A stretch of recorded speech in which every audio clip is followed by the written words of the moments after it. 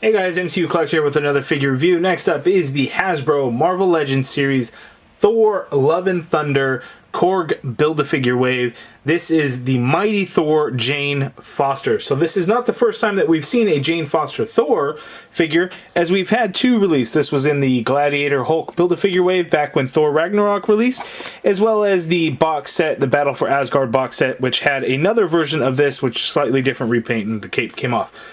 This is our first MCU outing, of course, as we knew from the beginning when the film was first announced that Jane Foster will take up the mantle of Thor and wield Mjolnir. So, potential spoiler warnings for this video. So if you don't want to be spoiled in any way, look away from this video, turn it off, exit out of YouTube, whatever you got to do. But we're looking at the Jane Foster Thor. This looks like Natalie Portman. This is pretty cool. This one you can't tell because she's wearing a helmet that covers her eyes. Not a big deal. But the head sculpt does actually look really good. She's super blonde, whereas in the movies she was more of a brunette. So it's a little bit of a change up. The figure looks really good, so I'm really happy and excited to open this thing up. We have a Mjolnir here, which looks to be like a repainted one that we've gotten before. Or is it? So here's the spoiler warning. This Mjolnir definitely is different, as we see a lot of cracks sculpted into the hammer itself, which makes sense because if we look at the top of the package, we see a hammer, Mjolnir there, full of cracks. So, remember in Thor Ragnarok, Hela destroys Mjolnir in Sweden? Are they in Sweden? Norway. They're in Norway, right? Where Thor and Loki go see Odin. Doctor Strange sends them there, and then Hela destroys Mjolnir. All the pieces are left there on the ground. That looks to be like a reforged Mjolnir, so that must be how Jane Foster comes to wield it, because we didn't have one in Captain America. Steve Rogers, he returned that other Mjolnir back to the Thor Dark World timeline or whatever. But anyway, Thor Love and Thunder movie logo there. You see Mighty Thor. I guess she will be referred to as the Mighty Thor, which her comic run was, that's how she was referred. A promo artwork of Jane Foster Mighty Thor there, looking really, really cool. Really like the way she looks. Here on the back of the package, we actually get... Is that the same? No, that's actually a different image, whereas most side artwork and back actually are the same. This one is definitely different. Her bio reads, Jane Foster's life is forever changed when she mysteriously comes to possess the hammer Mjolnir and the power of the mighty Thor. So, what are going to be the circumstances leading up to it? We do not know. In the comics, Jane Foster was worthy to wield Mjolnir after Thor Odinson actually became unworthy. And in that comics run, she actually, Jane Foster has cancer, so when she transforms into Thor, when she wields the hammer, I guess it kind of prolongs her life in the moment. I don't know the full details. I remember when it came out, I think my niece had read it, but I didn't really read any of the comics. But looking here, you can also see all the cracks in Mjolnir as well. All the figures here in the wave, which has not officially been announced, but Hasbro Pulse did announce today that they will be doing a Hasbro Pulse Fan First Tuesday live stream to probably, I'm sure they will, reveal these figures and announce a pre-order date. They are street dated for April 26th and showing up in Walmarts now. My buddy Spawn Toys was able to pick up a set for me, so I really appreciate it. Thank you, Anthony. So again, here are all the figures. Korg is the Build-A-Figure. We looked at Thor. We looked at Gore. We're now looking at the Mighty Thor. Next up will be King Valkyrie, Ravager Thor, Star-Lord, and Groot. And there we go. Let's get her out of the box. Okay, so here is the Mighty Thor Jane Foster out of the package. And you know what? I really like this one. This is a good one. There's something, though, that really pisses me off. And if you guys watch my reviews, when we get to it, you will understand why I am upset. But anyway, let's get the accessories out of the way. Here we have the left leg for the Korg Build-A-Figure, and it looks like he's all like snowy in Norway if it's in the snow, and he's like warmed up, prepared for it. I don't know. But anyway, we'll put that in the pile with the other leg that we already have a look at. And then here, Jane Foster Mighty Thor comes with an additional head, so she has her helmet on, and then we get the Mjolnir. So let's take a closer look at Mjolnir, and then we'll take a closer look at the figure. And again, man, I really, really like this figure. Really, really like it. But here is Mjolnir, looking really, really good. Mjolnir is quite large in comparison to Jane Foster. Not sure if Mjolnir was really this size in the movies, because we've had a few released so far. This was the one that came with the Age of Ultron Thor. You could see it's much larger. I don't have the Worthy Cap one. That one is probably bigger than this, maybe smaller than this, but you could see the huge size difference. I think this size would have been a little bit better for her, but I guess it wouldn't make sense to adjust size based on the person that's wielding it. But it is quite larger. But it does look good. You can see the handle here with the silver paint over the brown for the handle. And then we have Mjolnir. But again, notice all of the cracks. So that has to be a spoiler for the film. And I'm sure we would get that in the trailer whenever the hell the trailer is going to come out. But that looks really cool. So someone got all the pieces to Mjolnir and put it together. Was that Jane Foster that did it with like the help of Eric Selvig? Or was Darcy there to help them as well? Maybe throw in some Jimmy. We'll see. But I like the way it looks. Looks really good. There's that. So now let's take a look at Jane. Okay, so here's our up-close look at Jane Foster. And look at that. Doesn't that just scream Natalie Portman? I see it. Yes, it's not perfect, but I honestly really see the resemblance. Maybe not so much there from the side, but looking straight on, I really do see it, and I think that looks really good. The blonde hair really throws me off a little bit, as she didn't have blonde hair in the movies, so it's kind of weird. We get this darker shading over the top of her head. It doesn't come all the way down, which is a little bit odd. As you can see, it just kind of stops, you know, kind of midway down. But that looks really good. The figure is awesome. A couple of things. So the cape is nice and thin, like the previous Thor figure that I just reviewed. So it's pliable enough. It's not super heavy that it weighs the figure down and makes it hard to balance. But because it's a female figure, it's still kind of hard to balance at times. Is that cape helping it? Probably not.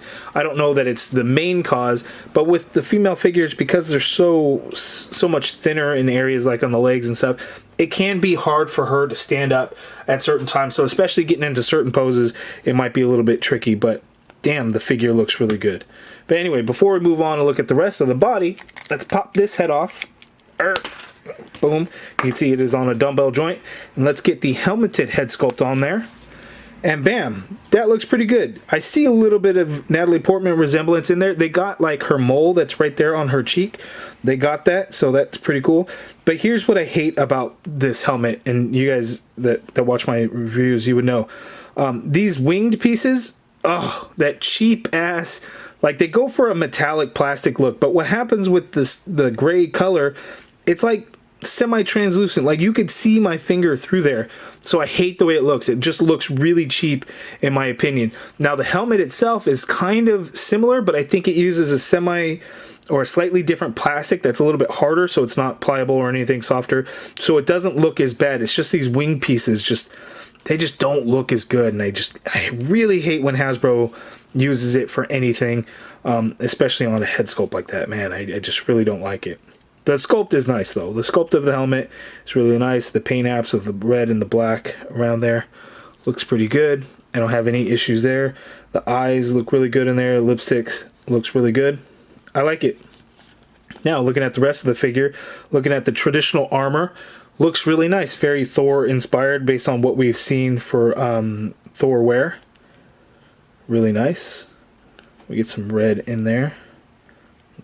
Lots of nice sculpted details. The legs there.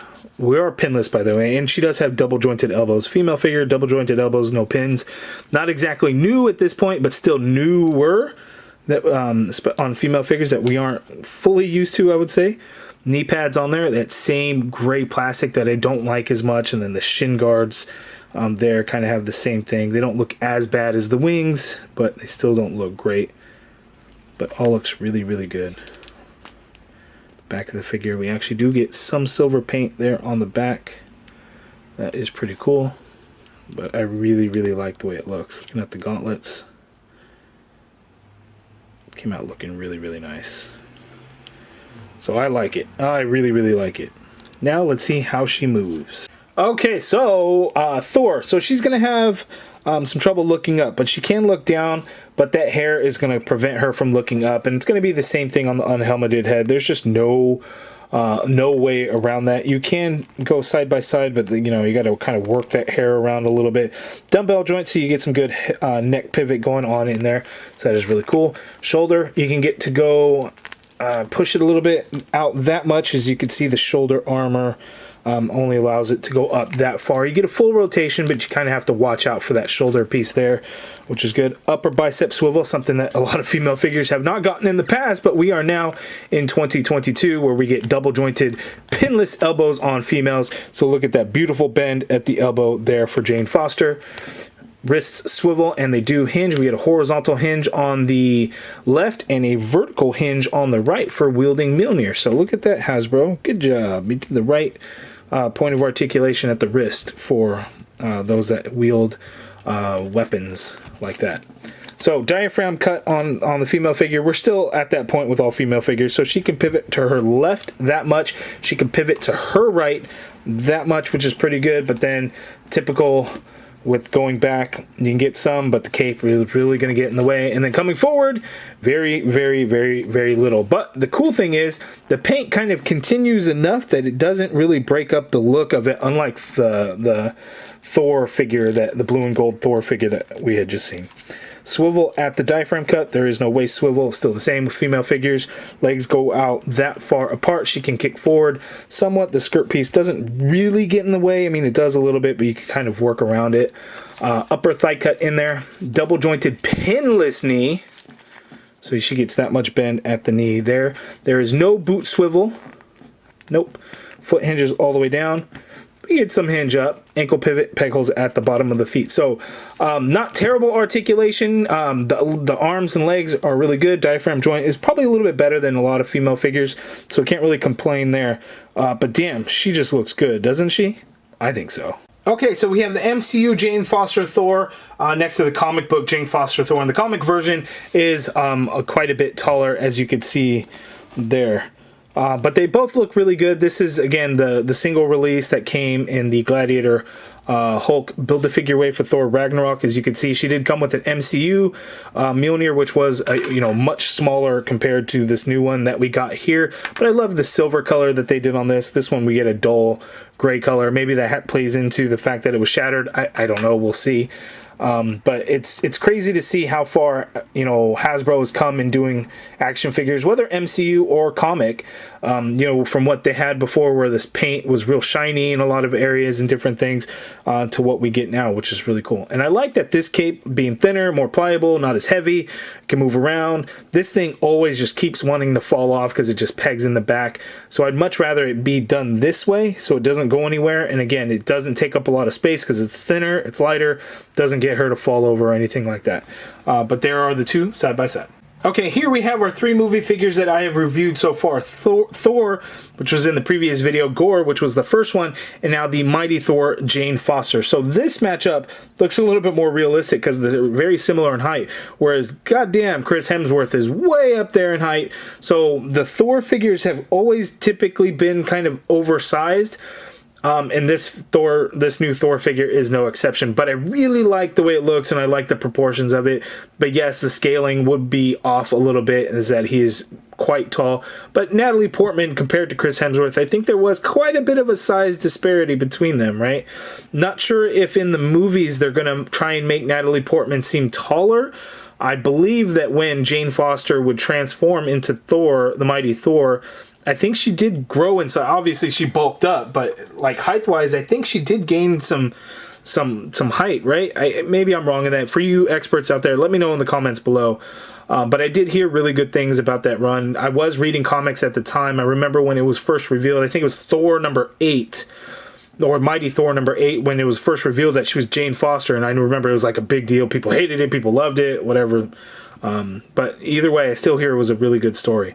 But Thor Love and Thunder, hopefully trailer soon. Hopefully we will get to see whatever the hell is going on for the movie. We really don't know yet. But, I can't wait to find out. I can't wait to see a trailer whenever the trailer might come. Maybe it'll come on Thursday. Maybe it'll come next week. who really knows? If the 19th is going to be the official reveal of these figures, which it will likely be, that must mean the trailer will have already released by then. So I would say it's a safe bet that anywhere from today until next Tuesday, we will see a trailer for Thor Love and Thunder. Tessa Thompson, Chris Hemsworth, and Taika Waititi are already on a promotional tour to promote the movie, which is crazy when there are no trailers to even promote the movie or what's going on. So I think they were ready to film vignettes for trailer countdowns and you know, get your tickets now, all that stuff. They film all that stuff in advance. I think that's what they were doing. I don't know. Maybe I'm wrong, but you know, we shall see. So I'm really liking this figure, but I'm curious to know what you guys think. Let me know down in the comments below. What are your thoughts on this Mighty Thor Jane Foster figure? Do you like it? Are you passing on it? What do you think of Jane Foster taking and wielding Mjolnir in the movies? Thor is the first to get a 4th film in the MCU if you don't count Avengers. So pretty crazy. Can't wait for all of it to happen. Give me more MCU, more. Love it, especially an all MCU figure wave. I love it. But you guys let me know all your thoughts down in the comments below. If you guys like this video, please do me a favor and hit that thumbs up button. Subscribe if you haven't already done so. And as always, thank you for watching.